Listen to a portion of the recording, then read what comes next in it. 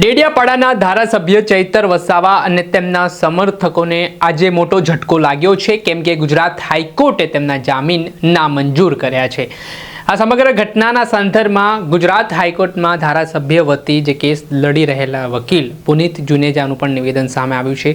કયા કારણો તેઓ આપી રહ્યા છે અને આખો ઘટનાક્રમ બન્યો છે તેને લઈને તેમનું શું કહ્યું છે, વિગતે વાત કરીએ।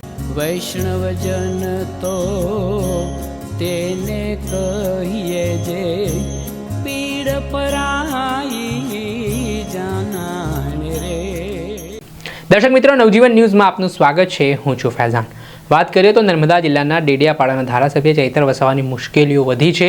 તેમના કપરા દિવસો શરૂ થયા છે, કેમ કે જે રીતે તેઓ પર આરોપ હતો વનકર્મીને મારવાનો કેસનો ને આને લઈને નર્મદા સેશન કોર્ટે આજથી થોડાક દિવસ પહેલાં ધારાસભ્ય ચૈતર વસાવા અને તેમના સાગરીતોને 7 વર્ષની સજા સંભળાવી હતી ને આ ઘટનાક્રમ બાદ ગુજરાત હાઈકોર્ટમાં સરકારી પક્ષના વકીલ અને ધારાસભ્ય ચૈતર વસાવા પક્ષના વકીલની દલીલો થઈ ને દલીલોના અંતે આજે 24 ઓગસ્ટના દિવસે ગુજરાત હાઈકોર્ટ દ્વારા કેસમાં મહત્વનો ચુકાદો આપ્યો છે ને ધારાસભ્ય ચૈતર વસાવાની જે સજા માટે સ્ટે કરેલી અરજી હતી તેને ગુજરાત હાઈકોર્ટે ફગાવી દીધી છે ને આના કારણે હવે રાજકારણ ગરમાવાની શરૂઆત થઈ છે। આમ આદમી પાર્ટીના નેતાઓ સતત ભાજપ ઉપર આકરા પ્રહાર કરી રહ્યા છે, નારાજગી દર્શાવી રહ્યા છે અને ષડયંત્ર પણ ગણાવી રહ્યા છે।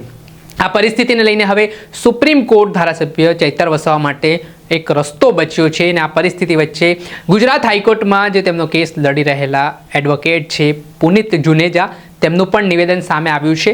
શું કારણ તેઓ આપી રહ્યા છે તે સાંભળો। ડેડિયાપાડાવાળા કેસમાં જે ટોટલ 9 આરોપી હતા એમાંથી 6 આરોપીને પહેલાં જામીન મળી ચૂક્યા હતા। 3 જણા જેમાં ચેતરભાઈ વસાવા, જીતેન્દ્ર વસાવા અને રિકેશ વસાવા 3 જણાના બાકી હતા। એમાં આજે 3 જણની હિયરિંગમાં જે પતી હતી આપણે 2 અઠવાડિયા પહેલાં આજે જજમેન્ટ ઉપર હતી અને કોર્ટે આજે 2 જણાના જીતેન્દ્ર વસાવા અને ચેતરભાઈ વસાવાના જે સસ્પેન્શન ઓફ સેન્ટેન્સ છે એ રિજેક્ટ કર્યા છે અને રિકેશ વસાવાના ગ્રાન્ટ કર્યા છે।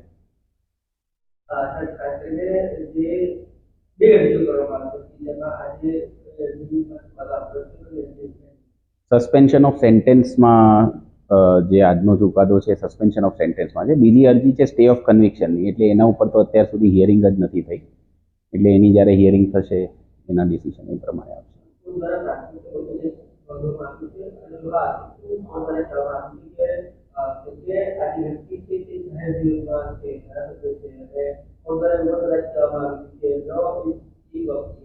યસ, એટલે કોર્ટ આ જે છે સસ્પેન્શન ઓફ સેન્ટેન્સ જે છે એ ડિસ્ક્રિશનરી રિલીફ છે।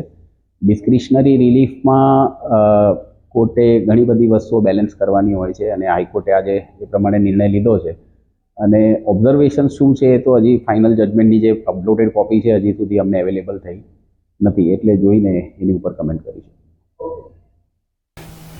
જે આપણે સાંભળ્યા હતા જે ગુજરાત હાઈકોર્ટમાં ચૈતર વસાવાનો કેસ લડી રહેલા વકીલ પુનિત જુનેજા, તેમનું નિવેદન સામે આવ્યું છે ને આખો જે ઘટનાક્રમ બન્યો છે, જે દલીલો થઈ છે ને ત્યારબાદ આજે જામીન રદ કરવામાં આવે છે તે મામલે આગામી દિવસોમાં જે રીતે આમ આદમી પાર્ટીના પ્રદેશ પ્રમુખ ઈસુદાન ગઢવી બોલી ચૂક્યા છે કે ગુજરાત હાઈકોર્ટના ચુકાદાને તેઓ સુપ્રીમ કોર્ટમાં પડકારવાના છે ને આખી પરિસ્થિતિમાં હવે આદિવાસી વિસ્તારનું રાજકારણ જબરજસ્ત ગરમાવાની શરૂઆત થઈ છે ને આને લઈને નિવેદનબાજી પણ જોવા મળી રહી છે। દર્શક મિત્રો, આવા જ નવા વિડીયો સાથે આપણે માહિતગાર કરતા રહીશું। આ ઘટનાથી જોડાયેલા પડે પણ અપડેટો આપતા રહીશું, એટલે નવજીવન ન્યૂઝ જોતા રહો, લાઇક કરો અને વધુમાં વધુ શેર કરો।